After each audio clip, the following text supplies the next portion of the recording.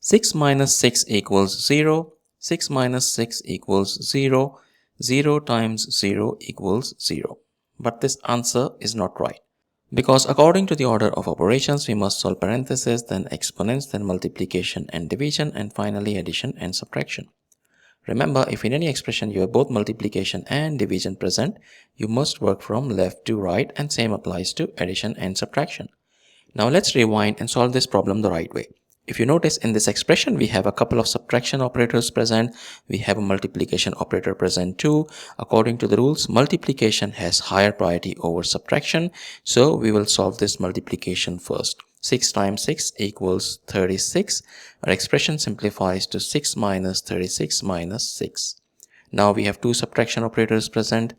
According to the rules, we have to work from left to right. So 6 minus 36, that equals negative 30, and negative 30 minus 6 gives us negative 36, which is the final and correct answer to this problem. Thank you for watching. Please like the video, comment your answers, and subscribe to our channel.